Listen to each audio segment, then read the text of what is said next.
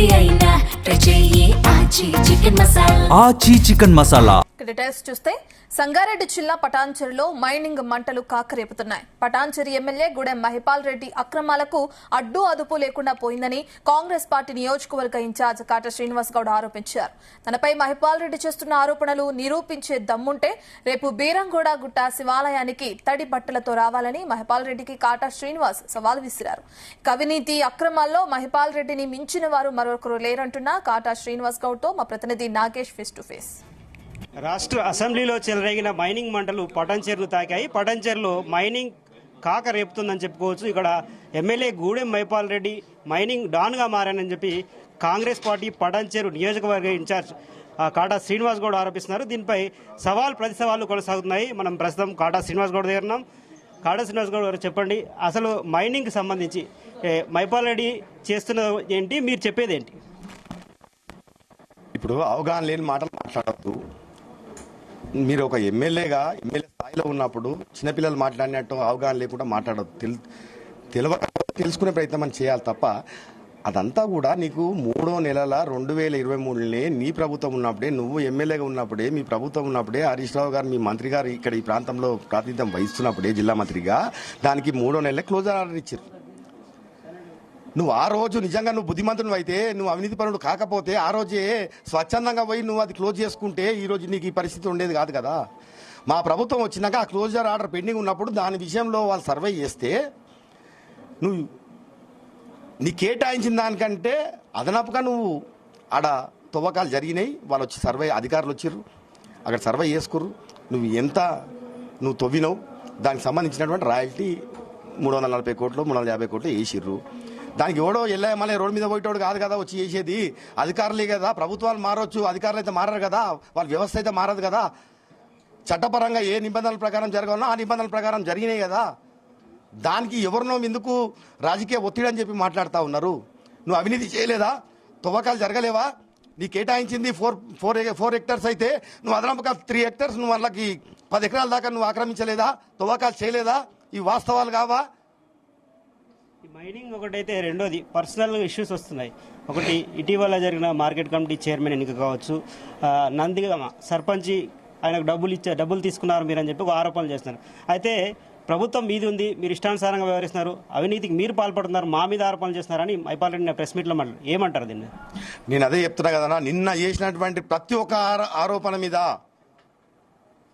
ఈరోజు 7 కోట్లని మాట్లాడినావు, 40 లక్షలని మాట్లాడినావు, పెళ్లిళ్ళు మాట్లాడినావు, బీఫాములు మాట్లాడినావు.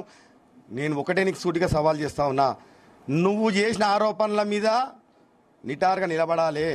నేను చేసిన ఆరోపణల మీద నిటారుగా నిలబడతా. రేపు 11 గంటలకి ఇంకా నీకు వేరే పంచాయతీ లేదుగా, రుజువులు లేవి గీడ. రేపు 11 గంటలకి బ్రహ్మరామిక మల్లికార్జున ఒక పవిత్రమైన దేవాలయంలో, ఒక చరిత్రంగా ఉన్నటువంటి ఈ దేవాలయంలో వస్తా ఉన్నా. నేను చేసిన ఆరోపణలు ఏవైతున్నాయో దాని మీద నేను స్టాండ్ అయ్యి రేపు గుడ్లకు జరుగుతున్నా. నువ్వు ఏవైతే ఆరోపణలు చేసినావో ఆ ఆరోపణలు నిజమైతే నువ్వు రేపు 11 గంటలకు రావాలి, రేపు నువ్వు గొడ్లకు జొర్రాలి అని చెప్తా ఉన్నా. నేను ఇక రేపు నువ్వా నేనా పటాన్చెరులో నువ్వా నేనా తెలుసుకున్నటువంటి పరిస్థితి రేపు 11 గంటలకు నేను చెప్తా ఉన్నా. రా కాసుకో అని చెప్తా ఉన్నా. నేను ఇక నువ్వు నిజాయితీ పరును అయితే, నువ్వు దమ్ముంటే, నువ్వు మాట్లాడే మాటల్లో ఏమైనా నిజాయితీ ఉంటే, వాస్తవాలు అయితే రేపు 11 గంటలకు నువ్వు రావాలి. నిజంగా నువ్వు ఒక మనిషి పుడితే, నిజంగా కడుపుకు అన్నం తింటే రేపు నువ్వు వచ్చి నువ్వు ఆ సవాల్ని స్వీకరించి నువ్వు రావాలని చెప్పి నేను సవాల్ చేస్తా ఉన్నా. పోచారం కావచ్చు, ఇతర ఇంద్రేశము, కాజిపల్లి ఈ ప్రాంతాల్లో చాలా వరకు ఆయన ఇల్లీగల్గా లేఅవుట్స్ చేశారని మీరు ఆరోపించారు. అయితే నేను గజం భూమి కూడా అక్రమంగా సంపాదించలేను, అయితే నేను బట్టలిపి తిరుగుతా అని చెప్పి నిన్న ప్రతి సవాళ్ళు ఆయన విసరడం జరిగింది. దీనిపైన ఏమంటారు? అంటే ఆయన చేస్తున్న ఆరోపణలలో నిజమెంత, మీరు వాటిని ఎండగట్టడానికి ఎలాంటి పోరాటాలు చేస్తారు? అంటే ఆయన ఓ ఎమ్మెల్యేగా ఈ ప్రాంతంలో ఎకరాలు కబ్జాలు అవుతుంటుంటే, గీతలు గీసి అమ్ముకుంటుంటే, ఎక్సెస్ భూములలో లేఅవుట్లు చేసుకొని అమ్ముకుంటే, పార్కు జాగాలు అమ్ముకుంటుంటే, రోడ్లు సైతం అమ్ముకుంటుంటే, మళ్ళీ ఈయన ఎమ్మెల్యేగా ఒక ప్రజాప్రతినిధిగా ఏం చేస్తుండు? గడివిక్తున్నాడు. ఏం చేస్తుండు? నీ బాధ్యత లేదా? మళ్ళీ నువ్వు కాపాడవచ్చు కదా. 181 సర్వే నంబర్ కాజిపల్లిలో నీ అనుసరులతో మొన్న 35 ఇండ్లు కబ్జా పెడితే, నువ్వు అధికారుల మీద ఒత్తిడి పెడితే నేను ఒత్తిడి పెట్టి గులగొట్టిలేదా? గవర్నమెంట్ జాగా స్వాధీనం చేసుకోలేదా? ఫైర్ స్టేషన్ చేసిన కేటాయించిన జాగా అమీన్పుర 152 150 సర్వే నంబర్ల నువ్వు హుడాక్ ఏర్పడినటువంటి లేఅవుట్లో 200 ఫీట్ల రోడ్డు నువ్వు 20,000 గజాలు నువ్వు గుడం మసూదన్ రెడ్డి మీద సంతోష్ శాండ్ అండ్ గ్రానైట్ మీద నువ్వు రిజిస్ట్రేషన్ చేయించుకోలేవు, ఈడీ అటాచ్ కాలేదా? అటు ఉన్నటువంటి 5,000 గజాలు నా చక్రపూర్ కాలనీలో మీ మసూదన్ రెడ్డి మీద నువ్వు డాక్యుమెంట్ చేసుకోలేదా? రోడ్లు వదిలిపెట్టలేవు, పార్కులు వదిలిపెట్టలేవు. ఈ ప్రాంతంలో కొత్త లేఅవుట్లు అయితే బిల్డర్లతో కుమ్ముకైపోయి కోట్ల రూపాయలు దండుకుంటా నువ్వు ఇష్టానుసారంగా పార్కులు, జాగలు, రోడ్లు ఏం ఉండకుండా ఆ ప్రాంతానికి ఆ ఉన్నటువంటి లేఅవుట్లో ఆ ప్రజలకి కనీసం సౌకర్యాలు అందించకుండా నీ ఇష్టానుసారంగా దాచి ఇష్టం ఉన్నట్టు మాట్లాడుతున్నావు. 62 సర్వే నంబర్లో శంకర్లాల్ డాక్యుమెంట్ కాదా? శంకర్లాల్ కేటాయించిన విషయం 5 ఎకరాలు వాస్తవమే కదా? మళ్ళీ ఆ శంకర్లాల్ మీకు అమ్మినా అని అడుగుతా ఉన్నా, ఆ డాక్యుమెంట్ చూపించాలి కదా? కొన్నాళ్ళు మాట్లాడుతున్నావు కదా? ఖాళీ పేపర్ చేతిలో పట్టుకొని ఊపితే అవుతుందా?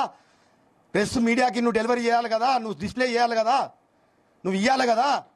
నువ్వు 5 ఎకరాలు కొని చేసినుంటే ఈరోజు నేను ఆరోపించటం కాదు కదా.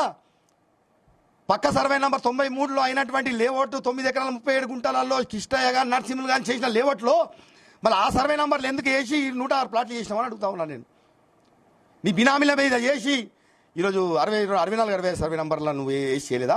మళ్ళీ నువ్వు నిజాయితీపరుడు అయితే, నువ్వు కొన్నోను అయితే మళ్ళీ 62 సర్వే నంబర్లో 62 సర్వే నంబర్ వేసుకోవాలి కదా. 64 65 పట్ట సర్వే పక్క వేయాల్సిన అవసరం ఏముంది?